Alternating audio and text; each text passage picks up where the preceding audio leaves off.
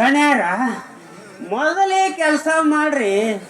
ನಮ್ಮ ಸಿಂಚನಾ ಅಮ್ಮವ್ರು ಹೇಳ್ದಂಗ ಈ ಮಗನ್ನ ಮಗ ಹೊರಗೆ ಹಾಕ್ತಿರು ಅವನು.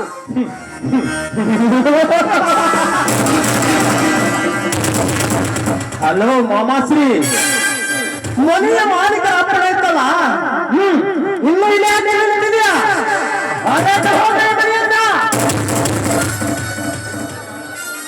ಇಲ್ಲೇ ವಜ್ರಕಾಂತ, ನನ್ನ ತಮ್ಮ ಹೊಲೆ ಏನಾದರೂ ಬಂದರೆ ಹರಿದು ತಿನ್ನುತ್ತಾನೋ ನಿನ್ನ ಹೊಲಸ ದೇಹವನ್ನು. ಅವರು ತಿನ್ನುತ್ತಾನ? ಮೊದಲು ನೀನು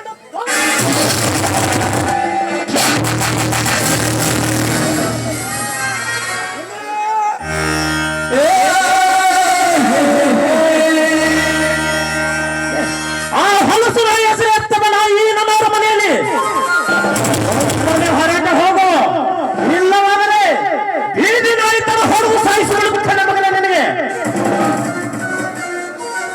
ಹೋಗುತ್ತೇನೆ ವಜ್ರಕಾಂತ್, ಹೋಗುತ್ತೇನೆ. ಹೋಗುವ ಮುಂದೆ ನಿನಗೊಂದು ಮಾತು ಹೇಳಿ ಹೋಗುತ್ತೇನೆ. ಎತ್ತರದಲ್ಲಿ ಕೇಳೋ ಹೇಳುತ್ತೇನೆ. ಈ ಮೋಸವಂತನಿಂದ ಬಡಬಗ್ಗರನ್ನು ಬಡದು ತಿನ್ನುವ ನಿನ್ನ ರಾಕ್ಷಸ ಬುದ್ಧಿಯನ್ನು ಬಿಟ್ಟರೆ ಸರಿ, ಬಿಟ್ಟರೆ ನನ್ನ ತಮ್ಮ ಹೊಲೆಯನಿಂದಲೇ ನಿನ್ನ ದರ್ಪಕ್ಕೆ ಅಂತ ಮಾಡುತ್ತೀನಿ ಮಗನೇ, ಹುಷಾರ್. ಮೊದಲು ನೀನು ಹೋಗ್ತಿರು. ತಂಗ್ಯಮ್ಮ, ನೀನೇ ಈ ಮನೆಯಲ್ಲಿ ಸುಖ ಸಂತೋಷದಿಂದ ಬಾಳಿ ಬದುಕಮ್ಮ, ನಾನು ಬರುತ್ತೇನೆ. ರಾಮ ನಿಲ್ಲ,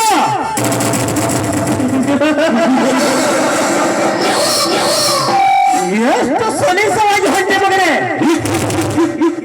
ನೀನು ಹೊಂದಿರುವ ವಸ್ತು ಒಳ್ಳೆಯ ಈ ಮನೆಗೆ ಸೇರಿತ್ತು ಅಂದರೆ ನನಗೆ ಸೇರಬೇಕಾಗಿತ್ತು. ಅವೆಲ್ಲನ್ನು ಕಳಚಿ ಬಿಟ್ಟು ಹೊರಟು ಹೋಗಿ ಮನೆಯಿಂದ ಮಗನೇ.